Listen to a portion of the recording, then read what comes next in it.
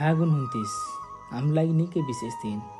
म र मेरो श्रीमतीले एकअर्काको जीवनसाथी बन्ने प्रण गरेको दिन, अर्थात् हाम्रो लगनगाँठोको दिन। 2021 साल फागुन 29 गते हाम्रो दोस्रो लगनगाँठोको दिन। हामीले यस दिनलाई थप विशेष गराउने हेतुले चितवन जिल्ला रत्नगर नगरपालिका वडा नम्बर 13 स्थित असहाय वृद्ध कल्याण समाजमा रहेका वृद्धहरूसँग मनायौँ। परिवारबाट अलगिएका झन्डै 20 जना आमा बुवालाई कम्तीमा एक छाक खाना खुवाउने अवसर जुट्यो।